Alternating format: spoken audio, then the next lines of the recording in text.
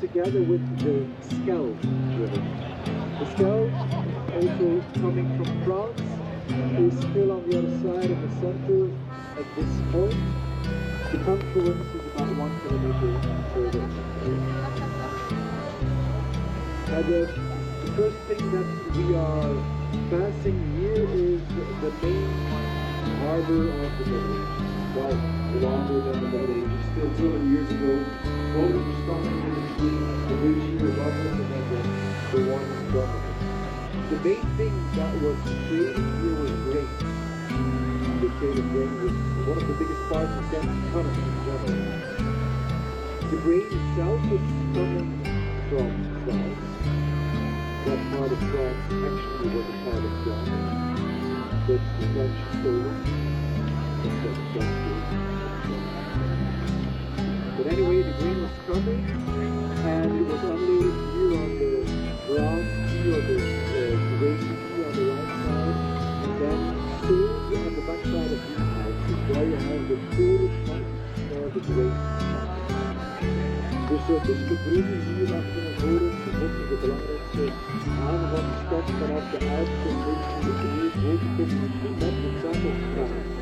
De economie in de middeleeuwen steunt het vlees, tijdens de graanhandel en de textielgebouw van wonen. In ieder geval het graan dat hier verhandeld werd, gekocht was meestal uit Noord-Frankrijk, met een stuk van Vlaanderen. En er werd hier achter de huizen gekocht in de korenbak.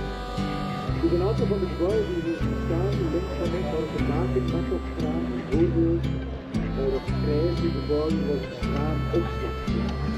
Het huis rechts op grote, daarvan staat erop het korenjongenshuis. Dat het speelde huis van de best graan. Alle beroepen waren beledigd in beelden. En die beelden hadden dan ergens een stad het huis staan, de korenbeter. Daarnaast met de boot boven de deur, het schippershuis. Speed naar links met de gouden voeten bovenaan, het huis van de kleine mensen. So, we have some nice houses here on the left side. The grey one there is the oldest one. It goes back to 1200. It was a storehouse for the grain. There were about 100 of those storehouses here in the surroundings. The tiny one just on the right of it there with the blue windows was the most important of the whole harbor, the place to pay the taxes. And then there's written het korenmetershuis, house. The korenmeters, this was a profession. People weighing or measuring the amount of grain that was brought in the harbor. This is what those people did, the grain weighers. Every profession. Shoppingcentrum, benedenverdieping is door een Hollander gekocht. Die heeft er een Albert Heijn in gestoken. Oh mijn god, inderdaad. Liever dat dan een zeeman. Allerlei. En dan heb je onderbroeken voor 89 cent of zoiets. In ieder geval voor hoofdzakelijke winkels, ook een appartement in en een hotel. Dan hebben wij op de hoek de drie torens van Gent, waarschijnlijk het meest bekende zicht van de stad. Helemaal achteraan hebben we de Sint-Baarskathedraal. Dat is de plaats waar de aanbidding van Van de Gods, het schilderij van de broeders van Eyck te vinden is. Dat is een van de dingen die als je naar Gent komt moet bezichtigen, denk ik. De toren in het midden is het Belfort. Maar een wachttoren kan je beklimmen. Er is een lift in als je veel zin hebt. Heel mooi zicht op de stad heeft hij daar. En dan dicht bij ons is de Sint-Baaskerk, de kerk van schippers en handen. So people were drinking beer instead of water. Seems funny logic, but that's the historical truth. We now in Belgium drink about 80 liters per person a year. It used to be 240 per person a year. Of course, there are still Belgians living in the Middle Ages. Sure. But the situation has changed since beer is 3 times stronger now than that. Dus Sint-Michielskerk was de brouwerskerk Een van de grootste van de stad. Trouwens waren zeer rijke mensen, de kwaliteit van water was heel slecht. Dus het was beter voor de gezondheid om bier te drinken. Dus men dronk, ja, zowel man, vrouw als kind dronk bier. Dat werd s'avonds gedaan, 's middags gedaan. En zelfs bij het ontbijt, bij de havermoutkamp, werd een glasje bier gedronken.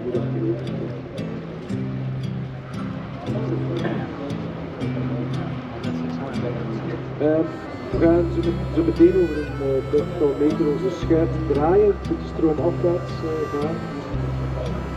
Aan de andere kant van die brug is een stuk van de stad dat veel jonger is dan wat we tot nog toe zagen, tot eigenlijk de 19e eeuw. Was daar één bebouwing, daar waren velden. Velden die ja, gewoon voor landbouw dienen, voor veeteelt. Als je de stad eventueel een beetje kent, de straat hier achter de huizen links is de Veldenstraat, de linkerstraat.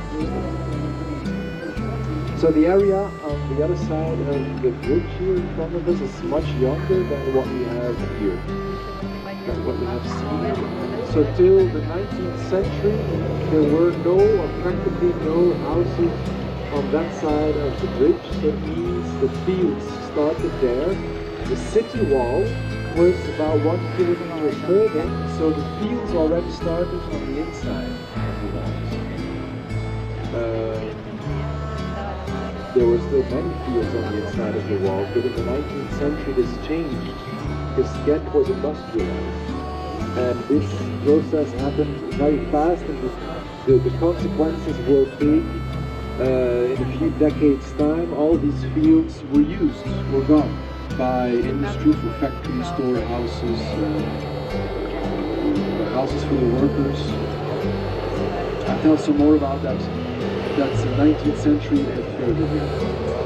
So anyway, this grey building on the left side is, in other words, the last medieval building along this river. This one goes back to 1201. It was a Dominican monastery. Je ziet aan de linkerkant een oud Dominicaans klooster, begin 13e eeuw gebouwd. De stenen die u ziet, die komen niet uit Vlaanderen, want in Vlaanderen ja, zijn er eigenlijk quasi geen stenen te vinden. Back to it in a few seconds. You can see a lot of people. It has been a bit of a hot day, so there were not too many people, it was not too crowded. But since about 30 years, cars cannot park here anymore, so people come here to enjoy the view, the weather, each other. A glass of sparkling water, a cigarette maybe. Sometimes they put things in the cigarettes. Happens. That's the reason why the right side is called the grass.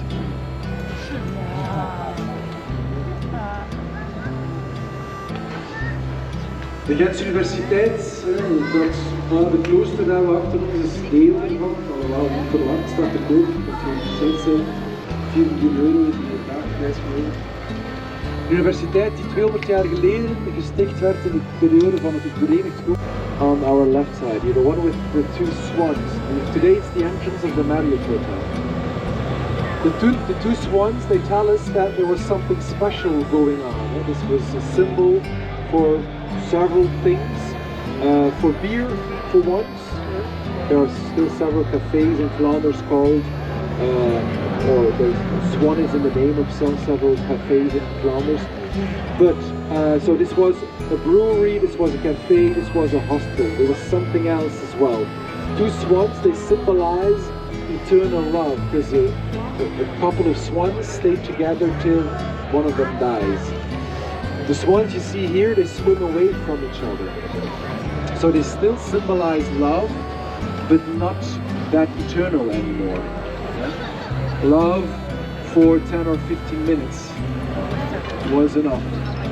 I remind you, we are in the harbor area, and so shippers a long way from home, they sometimes need now to make this choice easier for all of us. I will choose for all of us. That's handy. I am of course supportive of democracy, but let's skip it for now. I'm the only one doing it these days. We'll go right first, which means we're in between the fish mine, the fish market on the left side. You can see the trident and Neptune on top. And then the meat market on the right side. The meat market is about the last historical building in the center that needed some attention. You visit Ghent after 13 years of thorough restoration. Ghent in the 90s still was this grey, old industrial city. So there's been a lot of work done. Aan de linkerzijde de oude vismijn, daar werd op de jaren 70 vis verkocht. En vandaag heb je daar het bezoekerscentrum, feestzaal erbij, terras. Mooie plaats om te trouwen. Om te hertrouwen. De overkant is het vleeshuis.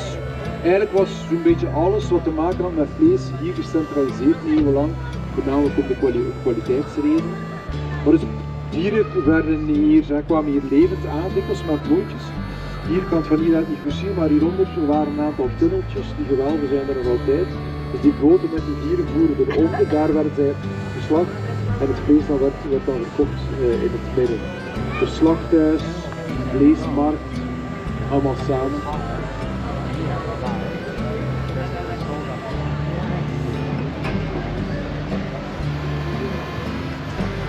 Left side house of the wine merchants, het huis van de wijnhandelaren.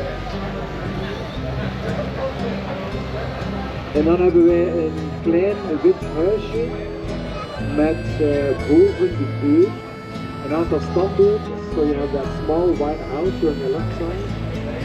Above the entrance door there are 3 statues. The one in the middle, you may know it from Brussels. It is the Manneken Peace. You probably know the statue of the Peace Boy in central Brussels. It is almost the same, this one doesn't peak. It's one of the things. Dus het Manneken Peace in het midden, daarnaast staan 2 dames, Lena en Luna, ze staan daar 15 jaar. Zij heten, het werk heet de Plassende Tweelingszusters. Die zijn daar 2009 bijgezet. Gent wilde meer vrouwelijke standbeelden op straat en dus hebben ze dat zo voorstellen.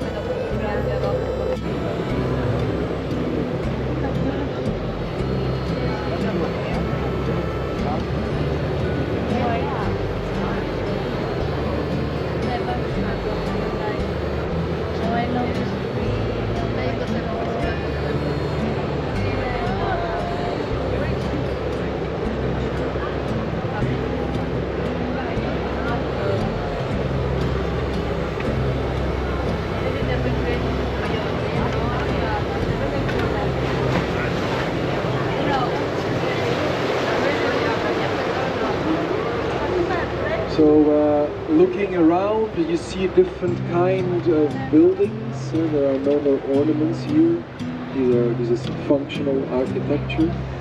We are in one of the oldest industrial areas here. Old factories around us. Dus hier ziet u een ander soort architectuur en geen versieringen meer, rechthoekige vormen. We zijn omringd door een aantal van de eerste fabrieken van de stad. De allereerste stond hier niet zo heel ver af, een paar 100 meter verder in vogelvlucht. Het werd in het jaar 1800 geopend. 1800 is zeer vroeg voor industrie hier in Europa, op het vasteland. Het begon natuurlijk in Groot-Brittannië rond 1750. Na 50 jaar kwam het naar het Europese vasteland en Gent was samen met Parijs en Hamburg een aantal tussen de eerste steden die deel werd van die revolutie. Gent was eigenlijk 50 jaar lang zelfs de belangrijkste industriestad op het vasteland. En hoofdzakelijk werd hier katoen geproduceerd. Het spinnen en weven van katoen maakte van Gent een rijke stad. Niet iedereen werd er rijk van, een aantal mensen wel. Zij die de fabrieken bezaten, heel erg rijk. Zij die erin werkten waren arm, als ze toekwamen en bleven arm. Zij moesten 12 uur werken per dag, 14 uur soms, dat 6 dagen per week, soms zelfs op zondag de fabriek kuisen, ongezonderd. Zij leefden met veel te veel in kleine huisjes, ze werden slecht betaald.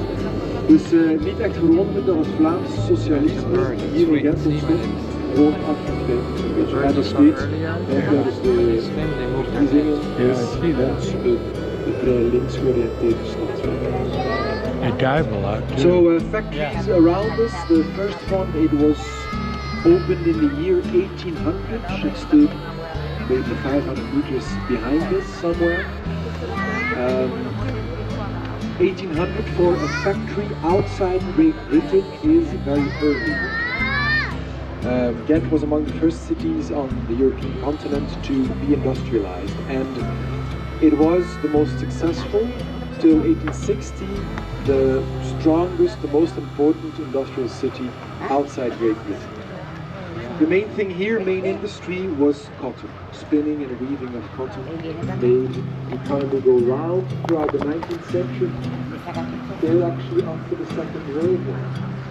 Then it went downhill, competition of other regions in Europe and then other parts of the world got too big, and eventually in 2009 it finished because the last cotton factory closed its doors. But we have, of course, adapted to modern times. We have a modern industry, which is not longer located in the center. Where we go out, we shop, we live, we work. Industry is in the north, outside the city around that harbor. And as I said, 62,000 people are at work every day in that region. So again, a major economical importance. That's the first economical force in our city today.